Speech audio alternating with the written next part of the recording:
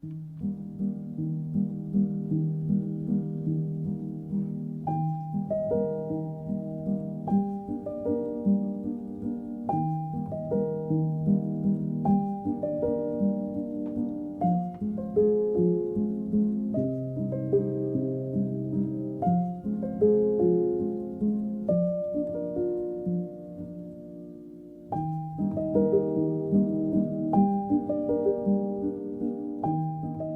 guys, welcome back to the channel. My name's Elizabeth and I'm in the studio today. It is so cold outside. I went outside for a little bit this morning just to kind of get some fresh air. Went outside, still snowing. It's been snowing for the past like 2 days. I'm just staying home and getting cozy. So I hope you enjoy this little cozy video. I love snowy Colorado mornings if I don't have anywhere to be. If I have to be somewhere, I have to drive in the snow, I'm dreading it. So we're gonna go over different ways to fire your pieces if you don't own a kiln. So number one is your local pottery store.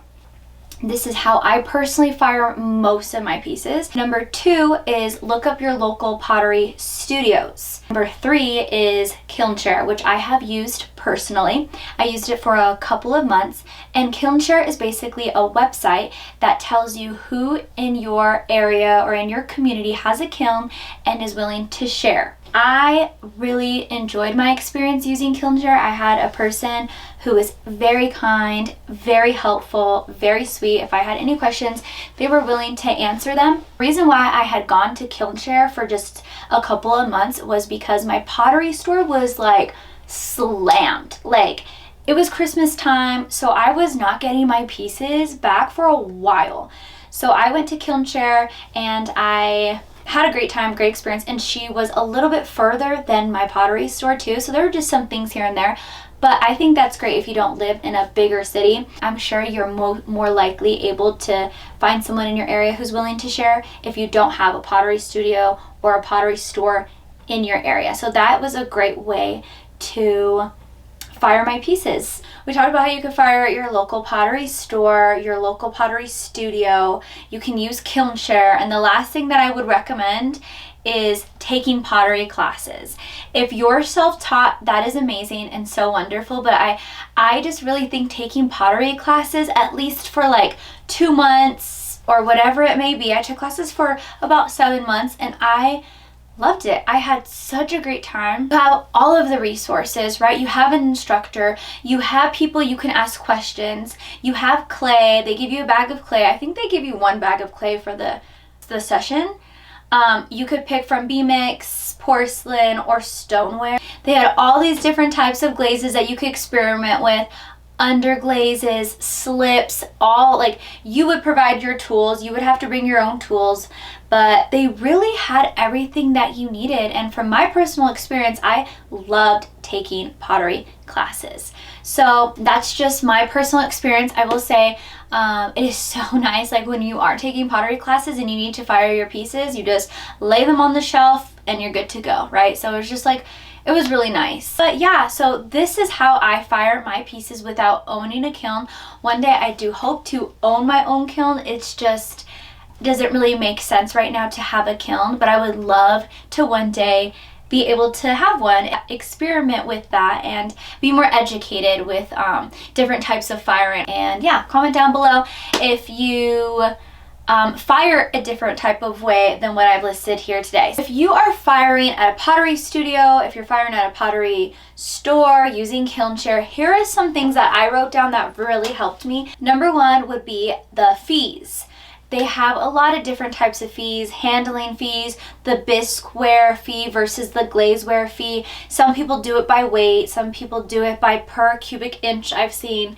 So just understand and realize that it's going to vary. So kind of try to find the cheapest option if that's something that you are kind of concerned about. Bisque firing is always going to be cheaper than glaze firing because with the bisque fire you can stack them. They don't take up as much space. The next thing just to be aware of is there's no guarantee perfect outcome, right? Like working with pottery, if you know, you know. It's not always going to be perfect. In fact, they may not even be able to tell you a turnaround time, like when you'll get your pieces back. Oftentimes they say 2 weeks, and in hopes that it comes in 2 weeks. Sometimes it's earlier than that, and sometimes it's even later than that, just depending, especially like if it's around December, Christmas time, they're slammed. Like, it is so crazy. So keep that in mind. Something you do need to be aware of is you need to make sure that your pieces have some type of ID or a stamp, something that tells them, hey, this is my piece. So when you're looking for your pieces, you can look for this, and it also helps the people who are taking them out of the kiln where to put them. I just use a little stamp that I made. You can even use your pin needle, and you can just mark or carve something at the bottom of your piece. Just know that they will load the kiln. I mean, every experience that I've had, they've never allowed me to load the kiln. That's something that they have professionals doing. They don't want me to do that. Also, just make sure you are scheduling an appointment. I have to book an appointment online, or I have to email them, or I have to call them, and if I don't show up, I believe they have a fee for no-shows. So just make sure you're scheduling the appointment, letting them know that you're coming, and make sure that you know, this should have been number one. Make sure that you know what clay you're using. What glazes are you using? What are you firing to? Is it a mid-fire? Usually, generally, it's always going to be a mid-fire, but just make sure your clay, your glazes all say the same thing and it's firing to the same cone. For example, like your glazes, I use brush glazes, so I'm just brushing it on instead of dipping, and it will say on here, on the bottle, cone 5-6. Or food safe. That's what I'm looking for. And I get all of my materials from this pottery store, so they kind of already know what I've been using. It's always mid-fire. It's always like the same thing. That's just what I have experience with. So that's what I do. I would love to have experience with different types of firing, but that's for a different, time. But usually and generally, it's always going to be a mid-fire. So just make sure all your things match. And if you don't know, again, it will say on the bottle, say on the clay that you're buying from, and ask somebody. If you're buying from a store or studio or something like that, just ask them, and they, I'm sure, will be willing to help you. Or just, you can Google it and look it up and see what cone it is. But again, these kilns are so expensive, and people, they're like their babies. I first started firing at this one place. There's just like a long list of things that you need to be aware of. Make sure you wax the bottoms. Make sure you have your ID on the bottom. Make sure you know that these are made out of proper materials. So just kind of be aware of those things. Kilns are expensive, and your pieces are most likely not the only ones in that kiln. So just, be mindful of what you're putting in there. If you have any questions, comment down below, or if you have any other ways that you fire your pieces without owning a kiln, please share. I would love to hear what you have to say. Anyway, thank you guys so much for listening, and I'll see you in the next one.